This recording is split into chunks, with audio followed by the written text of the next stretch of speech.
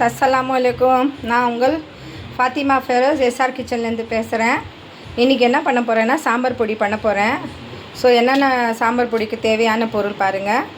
துவரம் பருப்பு ஒரு 5 கிராம் போட்டு வச்சுருக்கேன். அப்புறம் உளுந்து ஒரு 5 கிராமு, அப்புறம் ஷாஜீரா வச்சுருக்கேன். அப்புறம் ஜீரகம் ஒரு 5 கிராமு, இது தனியா ஒரு 5 கிராமு, அப்புறம் கடலப்பருப்பு ஒரு 5 கிராம், மிளகு ஒரு 2-3 ஸ்பூன் போட்டிருக்கேன். அப்புறம் வெந்தயம் அதுவும் அப்படி தான் 2 ஸ்பூன் போட்டிருக்கேன். அப்புறம் இது புளி வச்சுருக்கேன். புளி ஒரு 10 கிராம் வச்சுக்கோங்களேன், 10 கிராமு. அதுக்கப்புறம் இந்த பூண்டு 150 கிராம் பூண்டு வச்சுருக்கேன். அதுக்கப்புறம் இது பெருங்காயம், அதுக்கப்புறம் இது காஞ்சி மிளகா, அதுக்கப்புறம் இது கருவேப்பிள்ளை. இது எல்லாமே நாங்கள் இப்போது சேர்ந்து வறுக்க போகிறோம். வறுத்துட்டு அப்புறம் காஞ்சிட்டு அப்புறம் ஆறிச்ச அப்புறம் என்ன பண்ணணும், மிக்சியில் அரைக்கணும். இது அரைக்கிற அப்போ நாங்கள் கொஞ்சம் சால்ட்டும் போட்டு அரைப்போம். ஸோ முதல்ல நான் இது வறுத்துக்கிறேன் காய்ஸ். ஸோ பார்த்துக்குங்க, எல்லாம் இது வச்சுருக்கேன். ஸோ இந்த சாம்பாருக்கு இதெல்லாம் போட்டால் இன்னும் ரொம்ப நல்லா டேஸ்ட்டாக இருக்கும். ஸோ நீங்களும் நோட் பண்ணிக்கோங்க. ஸோ முதல்ல இதில் நாங்கள் இது போட்டுக்கலாம். பருப்பு, வெந்தயம், ஜீரகம் இதெல்லாம் போட்டுட்டு நல்லா வதக்கலாம். லைட் ப்ரௌன் மாதிரி ஆனாலே போதும், அதிகமாக இது வறுக்கக்கூடாது, அப்புறம் கலர் மாறிடும். சிம்மில் தான் வச்சுட்டு இது பண்ணணும். ஸோ நீங்கள் பாருங்கள் காய்ஸ், இதை மொத்தமாக இதில் போட்டுடுறேன். புளி அப்புறம் போட்டுக்கலாம். புளி இப்போ போட தேவையில்லை. முதல்ல இந்த பருப்பு இதெல்லாம் கொஞ்சம் முதல்ல வறுத்துக்கலாம் காய்.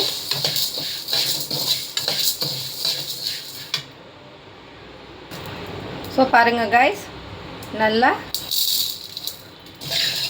இதாகிடுச்சு, லைட் ப்ரௌனாக வந்துச்சு. இப்போ நான் இது புளி போட போகிறேன். புளியில் இது இருக்கிறதெல்லாம் கழட்டிடணும். அப்போ தான் மிக்சியில் அரைக்கிறப்போ எங்களுக்கு நார் வராது. ஸோ இதெல்லாம் கழட்டி போட்டுட்டு இந்த நாரெல்லாம் எடுத்துகிட்டு போட்டுட்டிங்கன்னா உங்களுக்கு மிக்சியில் அரைக்கிறதுக்கு சுலபமாக ஆகிடும். ஸோ இதெல்லாம் பார்த்து நாங்கள் போட்டுடலாம். இதில் இருந்தால் தண்ணி ஏதாவது இருந்துச்சுன்னா அப்படியே உறிஞ்சிடும். ஸோ இதை நல்லா இதாகிடுச்சுன்னா அப்புறம் எடுத்துகிட்டு பூண்டும் இதில் போட்டுட்டு அப்புறம் காஞ்சி மிளகாய் போட்டுட்டு கருவேப்பிலையில போட்டுடலாம். இதெல்லாம் அதிகமாக இது பண்ணணும்னா இதில் கொஞ்சம் லைட்டாக இது பண்ணனா போதும். ஸோ நல்லா இது தண்ணி இதாகிடுச்சு. இப்போ இது எடுத்து போட்டுடலாம். இப்போ இந்த பூண்டு பல்லெல்லாம் போட்டுடலாம். இதில் உங்களுக்கு வேணும்னா தோல் எடுத்துடலாம், உங்களுக்கு வேண்டாம்னா தோல் அப்படியே போட்டுடலாம். நான் தோலில் தான் போடுறேன், ஏன்னா இது காஞ்சி இது வறுக்கிறப்போ அப்படியே தோல் வெளியே வந்துடும்.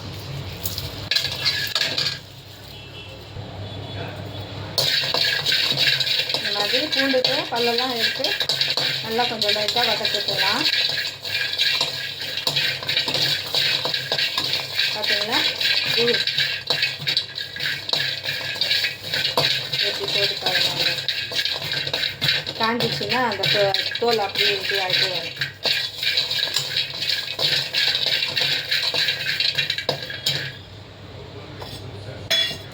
ஸோ இது கூடிய இந்த காஞ்சி பச்சை மிளகாய் போட்டுட்டு காஞ்சி மிளகாய் போட்டுட்டு கருவேப்பிலையும் போட்டுடலாம்.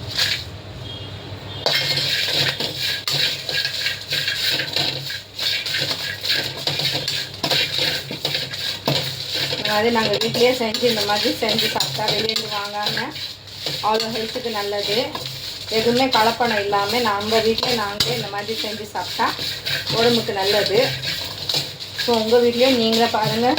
இந்த பாருங்கள், கருவேப்பிலை வாசனை, அப்புறம் இந்த பூண்டு வாசனை, இந்த பசுமலை வாசனை அப்படியே மணக்குது.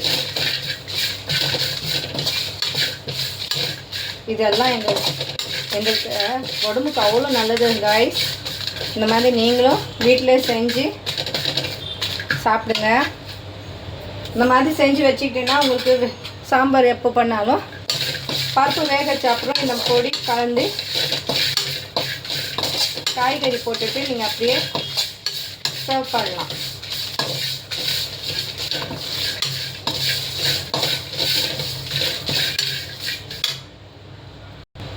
இப்போ நான் பெருங்காயம் போட போகிறேன். பெருங்காயம் லைட்டாக இந்த மாதிரி வதக்கினா போதும்.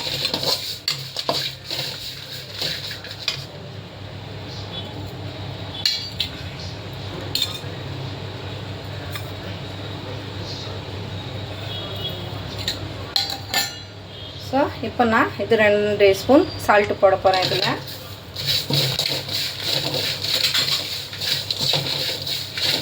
இந்த மாதிரி சால்ட்டும் கொஞ்சம் போட்டுட்டு நீங்கள் நல்லா வதக்கி இந்த மசாலாவோடு சேர்த்து இது பண்ணிங்கன்னா ஸோ டேஸ்ட்டு நல்லாயிருக்கும், கெட்டியும் போகாது. 1 மாதம் 2 மாதம் 3 மாதம் கூட நீங்கள் வச்சு வீட்டில் வந்து சாப்பிட்லாம். இது வச்சு சாம்பார் பொடி. நான் இன்னொரு வாட்டி ரசப்பொடி செய்கிறதுக்கு கூட மறுபடியும் காமிக்கிறேன். ஏற்கனவே ஒரு வீடியோ போட்டிருக்கேன்னா இன்னொரு வீடியோ நான் காமிக்கிறேன். சாம்பார் ரசம் பவுடர் எப்படி செய்கிறது, அப்புறம் கொழும்பு மிளகாத்தூள் எப்படி செய்கிறது அதுவும் நான் காமிக்கிறேன் கைஸ்.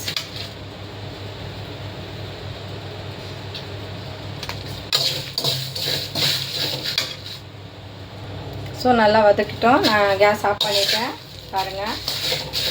இப்போ கொஞ்சம் நேரம் ஆறிச்ச அப்புறம் நான் மிக்சியில் அரைச்சி காமிக்கிறேன் உங்களுக்கு. ஸோ பாருங்கள் கைஸ், இது கொஞ்சம் நேரம் ஆறிட்டோம்.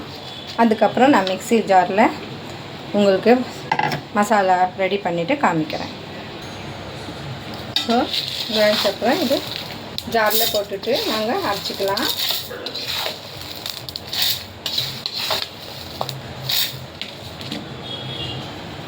ஸோ பாருங்கள் கைஸ், சாம்பார் பவுட்ரு ரெடி ஆகிடுச்சு. இது இன்னும் கொஞ்சம் ஆறணும். ஆறிட்ட அப்புறம் ஒரு டப்பாவில் போட்டுட்டு நாங்கள் மூடி வச்சிடலாம். கொஞ்சம் இன்னும் ஆறினிட்ட அப்புறம் தான் இது பண்ணுவோம். போன வாட்டி நான் வந்து புளி போடாமல் காமிச்சேன் உங்களுக்கு. இந்த வாட்டி புளியும் பூண்டும் போட்டு காமிச்சிருக்கேன். அந்த மாதிரியும் செய்யலாம், இந்த மாதிரியும் செய்யலாம் கைஸ். நல்லா இருக்கும் சாம்பார் பொடி பாருங்கள். ஸோ இந்த மாதிரி டப்பாவில் போட்டு வச்சுக்கோங்க. ஆறிட்ட அப்புறம் போடுற மாதிரி ஆகிடும். நாங்கள் புளி சேர்த்துருக்கனால கொஞ்சம் இதுவாக இருக்கும், உருண்டை மாதிரி. ஆனால் ஒன்றும் பிரச்சனை இல்லை, நல்லாயிருக்கும். நீங்கள் சாம்பார் இந்த மாதிரி பண்ணி நீங்கள் வீட்டில் செஞ்சீங்க, உங்களுக்கு ரொம்ப பிடிக்கும். ஸோ நல்லா இருந்துச்சுன்னா லைக் பண்ணுங்கள், ஷேர் பண்ணுங்கள், சப்ஸ்கிரைப் பண்ணுங்கள். தேங்க்யூ. அல்லாஹ் ஹஃபீஸ்.